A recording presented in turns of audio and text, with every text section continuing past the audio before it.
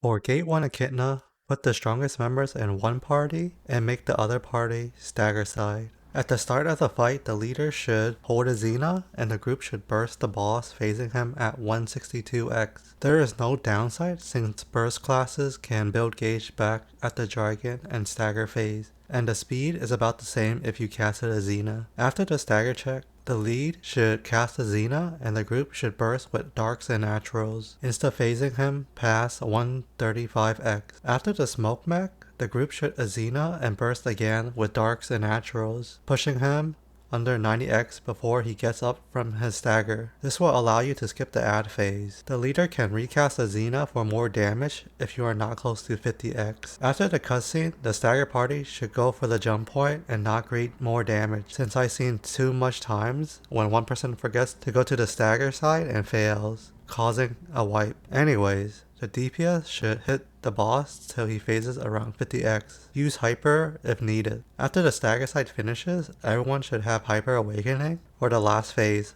where they can burst him down to 0x.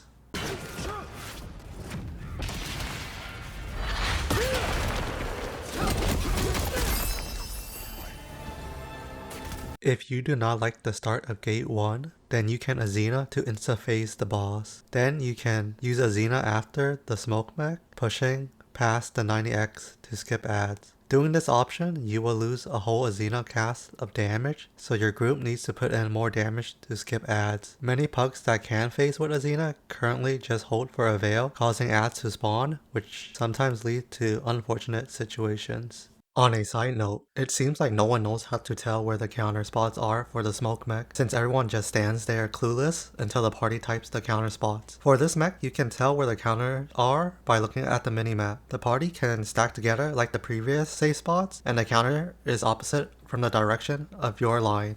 Or you can see where they stop moving and calculate where their line is for the counter. The counter is always top or right side.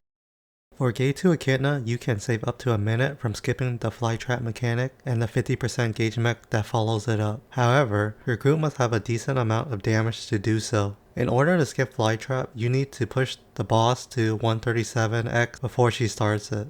A good indicator that your group can do it is if they can push to 210x counter mech by 8 minutes 20 seconds, or 8 minutes at most on the Berserk timer. Then you most likely will do Flytrap around 6:45 of the Berserk timer, which is around 40 seconds after the counter mech. Damage is key to skipping mechs in this gate. Your group should keep Darks on the boss and Atro on the correct windows. At the start of the fight, there should be a Dark Bomb on the boss, then one follow-up after it expires. Try to get to the 210x counter mech by 8 minutes on the boss timer. Atro if needed. After successfully beating the mirror mech, the group should burst with Dark and Atro to 137x within 35 to 40 seconds to skip Flytrap. You can have a support backup Flytrap if things go poorly, to do the mech regularly or start walking.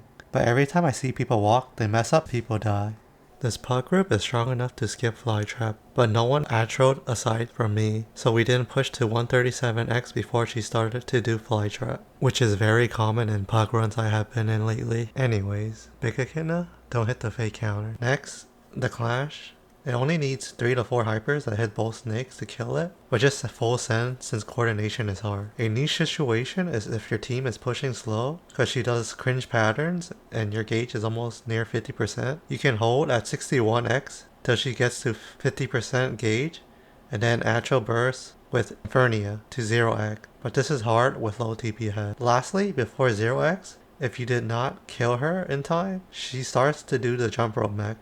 The lead should a Xena if the boss is around 15x and people keep hitting. Then it will phase the boss, skipping jump rope. A lot of raid leaders do nothing, wasting around 30 seconds as we do jump rope. Anyways, that's about it.